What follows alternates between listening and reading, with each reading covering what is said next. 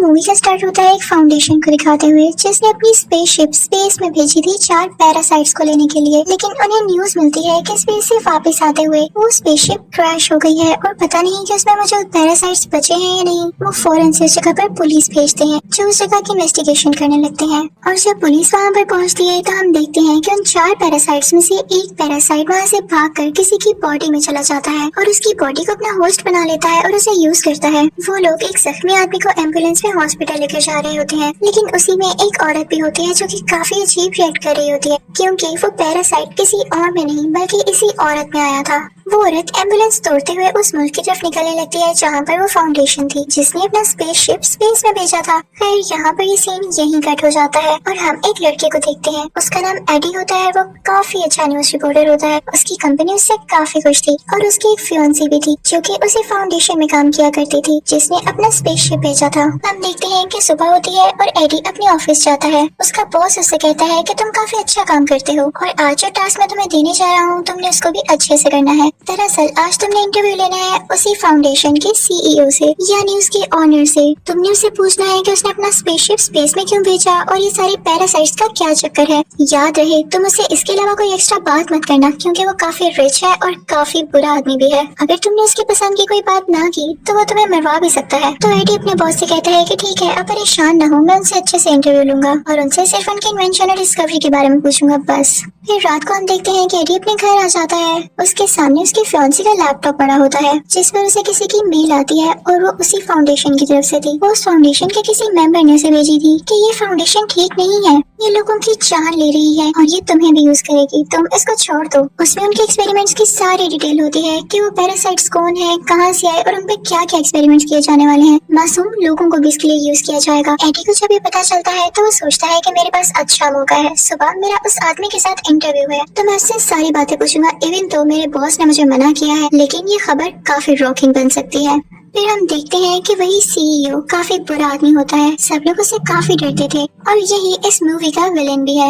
अब एडी का उस इंटरव्यू का टाइम हो चुका था तो वो उसके पास आ जाता है और उन लोगों का इंटरव्यू अब स्टार्ट होता है। शुरू में तो एडी उससे ऐसे सवाल करता है कि बताएं आपने स्पेस में क्या क्या डिस्कवरीज की हैं। फाउंडेशन का वो ओनर काफी खुश होकर इन बातों का जवाब दे रहा होता है, लेकिन तभी एडी अपने सवाल चेंज करने लगता है और उससे कहता है कि मैंने सुना है कि आप अपने एक्सपेरिमेंट्स के लिए इंसानों को चुनने वाले हैं, उनकी जान के साथ खेलकर आप अपने एक्सपेरिमेंट्स को सक्सेसफुल बनाने वाले हैं क्या। और जैसे ही वो ओनर ये बात सुनता है तो उसको एडी की बातें काफी बुरी लगने लगती हैं और वो उससे कहता है कि फौरन से अपने इंटरव्यू को बंद करो और चले जाओ यहाँ से। एडी को वहाँ से निकाल दिया जाता है और फिर एडी सीधा अपने ऑफिस आता है अपने बॉस के पास। उसका बॉस उससे काफी गुस्सा होता है कि मेरे मना करने के बावजूद तुमने उससे टक्कर ली है, अब जो इसका नतीजा होगा, जो इसकी वजह से होने वाला है, उसके लिए तुम खुद तैयार रहना। उसका बॉस उसे गुस्से में जॉब से निकाल देता है और दूसरी तरफ एडी की फियांसी को भी जॉब से निकाल दिया गया था, लेकिन उसकी फियांसी एडी से काफी ज्यादा गुस्से होती है और कहती है कि मैं तुमसे ब्रेकअप कर रही हूँ, तुम्हें सराह कर नहीं है, तुम्हारी वजह से हम दोनों की जॉब चली गई। उससे सारे लिंक्स खत्म करके उससे दूर हो जाती है। फिर यहाँ पे सीन चेंज होता है और हम देखते हैं कि रात है, बारिश हो रही है और वही औरत हमें दिखाई जाती है जिसकी बॉडी में वो पैरासाइट चला गया था। वो वहाँ पर पड़ी हुई चीजें खाने लगती है, लेकिन तभी उसके पास कुछ बुरे लोग आ जाते हैं। वो लोग उनकी डिफरेंट फॉर्म्स बनाकर एक्सपेरिमेंट कर रहे थे कि ये पैरासाइट किस फॉर्म में ज्यादा ताकतवर रहता है। वो एक शीशे के बॉक्स में खरगोश को रखते हैं और उस येलो पैरासाइट को छोड़ देते हैं ये देखने के लिए कि येलो पैरासाइट इस खरगोश के साथ क्या करता है। उस फाउंडेशन का ओनर भी वहाँ पर होता है और वहाँ पर उसकी एक वर्कर भी होती है जो कि एक्सपेरिमेंट होते हुए देख रही थी। शुरू में तो लोगों को लगता है कि जैसे रैबिट और पैरासाइट में काफी अच्छी बॉन्डिंग बन गई है और ये दोनों मिक्स होकर ज्यादा पावरफुल हो गए हैं, लेकिन कुछ ही देर में उस रैबिट की मौत हो जाती है, वो मर जाता है और उनका ये एक्सपेरिमेंट नाकाम रहा था।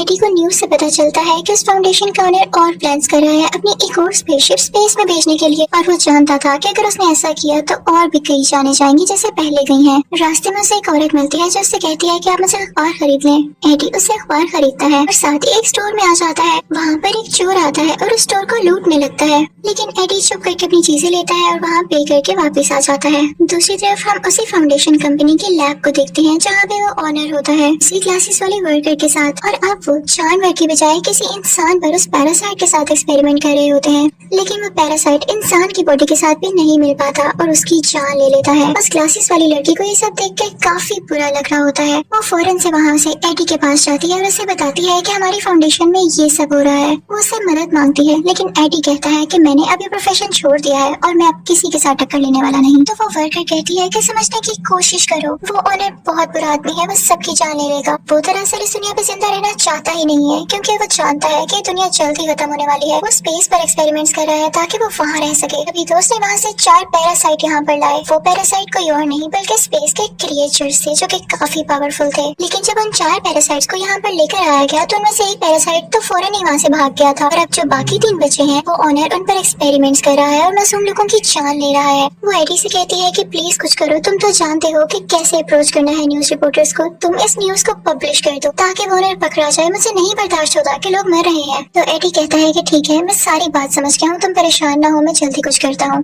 एडी चुपके से उस लैब के अंदर जाता है जहाँ पर वो देखता है कि वाकई इंसानों पर एक्सपेरिमेंट्स हो रहे हैं। वो प्रूफ के तौर पर, एविडेंस के तौर पर उन सब लोगों की पिक्चर्स लेने लगता है। तो उसे पता चलता है कि जिस औरत से वो अखबार लिया करता था वो भी वहाँ पर है। एडी को बहुत बुरा लगता है और उस लड़की की जान बचाने के लिए उस कांच को तोड़ने लगता है, यानी उस ग्लास डोर को तोड़ने लगता है। वो लड़की वहाँ से बाहर आ जाती है, लेकिन वो उसी पैरासाइट से जुड़ी हुई थी। वो पैरासाइट उस लड़की की बॉडी छोड़कर एडी की बॉडी में आ जाता है और अब एडी की बॉडी पर उस पैरासाइट का असर होने लगा था। सारे गार्ड्स एडी के पीछे लग जाते हैं और एडी वहाँ से भागने लगता है, लेकिन वो इतना तेज भाग रहा होता है कि कोई भी नॉर्मल इंसान में से भाग नहीं सकता। इसका यही मतलब था कि पैरासाइट ने उस पर असर किया था। वो एक जंगल की तरफ भाग जाता है और काफी ऊंचे ऊंचे जंप्स लगाता हुआ एक दरख्त पर चढ़ जाता है और गार्ड से अपनी जान बचाता है। जब सब लोग वहाँ से चले जाते हैं तो एडी अपने घर आ जाता है और घर आकर पानी पीने लगता है काफी ज्यादा। उसके घर में जो भी सामान पड़ा हुआ था उसे खाने लगता है। उसकी भूख जैसे मिट ही नहीं रही थी, लेकिन उसे वॉमिटिंग होने लगती है। फिर उसका दिल काफी खराब हो रहा था और उसकी बॉडी में चेंजेस आ रहे थे। यहाँ तो उसकी शक्ल भी बदलने लगी थी, जिसे देख के वो काफी परेशान हो रहा था। उसे कुछ नहीं समझ आता तो वो परेशानी में अपनी फियांसी को कॉल करता है। तो उसकी फियांसी कहती है कि मैं तुमसे हर लिंक खत्म कर चुकी हूँ और मैं अब किसी और के साथ हूँ। लेकिन एडी फिर भी जिद करता है उससे मिलने की और फिर उससे रेस्टोरेंट में मिलने जाता है। वो रेस्टोरेंट में मौजूद सारी चीजें खाने लगता है, लेकिन कहता है कि मुझे इसको खा के एनर्जी नहीं मिल रही,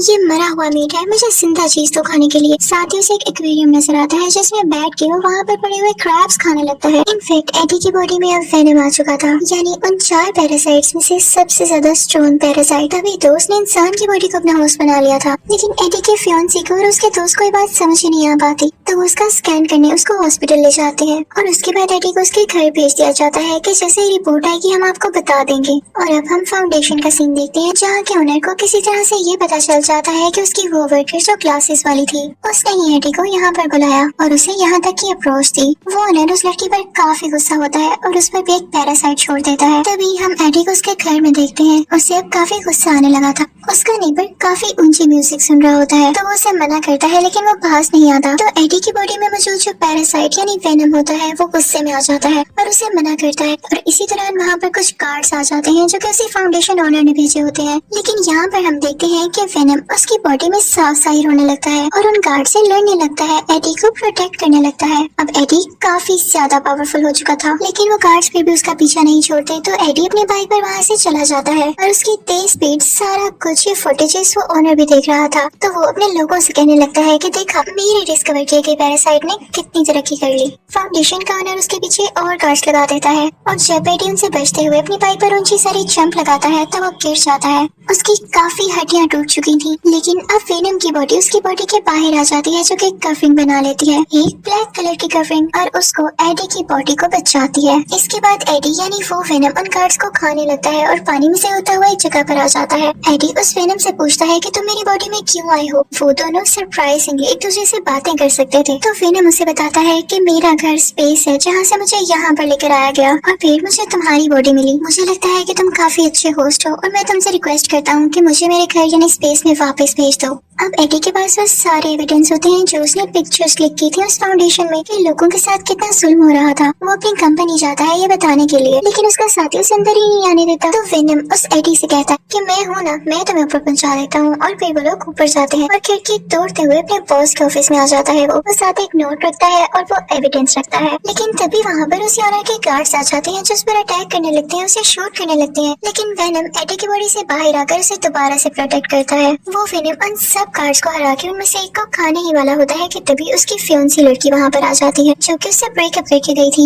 एडी इंसानी शक्ल में वापस आ जाता है और उससे कहता है कि तुम क्या कर रही हो यहाँ पर। तो वो लड़की उससे कहती है कि तुम जानती हो ना कि तुम्हारा इलाज चल रहा है, तो तुम यहाँ क्या कर रहे हो? तुम फौरन से मेरे साथ हो, इससे पहले कि कोई मसला हो जाए। अब वो दोनों हॉस्पिटल आते हैं और उसकी पुरानी फियांसी का दोस्त उसका दोबारा से स्कैन करता है और फाइनली वो यहाँ पे सक्सेसफुल हो जाते हैं एडी की बॉडी से उस वेनम को निकालने में। एडी काफी ज्यादा लाइट फील कर रहा होता है और खुश होता है और उस वेनम से कहता है कि मैं भी नहीं चाहता था कि तुम मेरी बॉडी में आओ, लेकिन साथ ही उस फाउंडेशन के ओनर के लोग उसे दोबारा किडनैप करके ले जाते हैं और अब उसे उस ओनर के सामने लेके आया जाता है। हमें पता चलता है कि इस फाउंडेशन के ओनर में भी वो पैरासाइट आ चुका था जो कि किसी बच्ची ने उसकी बॉडी में ट्रांसफर किया। वो ओनर एडी से कहने लगता है कि तुम्हारी बॉडी में जो पैरासाइट है वो मुझे दे दो। तो एडी कहता है कि वो तो थोड़ी ही देर पहले मेरी बॉडी छोड़ के गया है और वो मेरे पास नहीं है, कहीं और है, उसे ढूंढ लो जाके। तो वो ओनर कहने लगता है कि मुझे गुस्सा मत दिलाओ, मैं भी एक पैरासाइट में बदल सकता हूँ। और साथ ही वो एक मॉन्स्टर टाइप पैरासाइट में बदल जाता है जो कि इस मूवी में दूसरा मेन पैरासाइट था। तो एडी कहता है कि प्लीज मुझे इससे मत डराओ, और तुम्हें इस पे इतना मान है ना,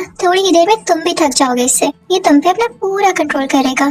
तो ओनर कहता है कि मुझे इससे कोई फर्क नहीं पड़ता। जब एडी उसकी किसी बात का जवाब नहीं देता है तो वो अपने गार्ड से कहता है कि इसको यहाँ से धक्के दे के बाहर निकाल दो, इसे मार डालो। लेकिन तभी हम देखते हैं कि वहाँ पर एडी के फियांसी की बॉडी में वेनम दोबारा से यहाँ आ जाता है। वेनम उन गार्ड से एडी की जान बचा लेता है और फिर दोबारा से एडी की बॉडी में आ जाता है। यहाँ एडी और उसकी फियांसी में भी दोस्ती हो जाती है। तो वो वेनम एडी से कहता है कि देखो, वो ओनर सब एक्सपेरिमेंट्स कर चुका है और अब वो स्पेस में आना चाहता है क्योंकि उसका ये प्लान है कि वो स्पेस से और ज्यादा पैरासाइट्स लाए। लेकिन एक बात याद रखना, अगर वो सारे पैरासाइट्स यहाँ पर आ गए तो वो दुनिया को तबाह कर जाएंगे और लोगों को खा जाएंगे। अब ओनर अपने फाउंडेशन में दूसरा स्पेसशिप लॉन्च करने की बातें करने लगता है। सारे वर्कर्स उसे समझाने लगते हैं कि वहाँ जाना अभी किसी खतरे से खाली नहीं हो सकता क्योंकि सारे पैरासाइट आपके खिलाफ हो चुके हैं और तो लोग भी आपका साथ नहीं दे रहे। तो ये बात सुनकर वो वहाँ पर मौजूद सारे वर्कर्स को मार देता है और खुद ही वो स्पेसशिप लॉन्च करने लगता है। लेकिन तभी वहाँ पर वेनम भी आ जाता है और उन दोनों में काफी ज्यादा लड़ाई होती है क्योंकि वेनम नहीं चाहता था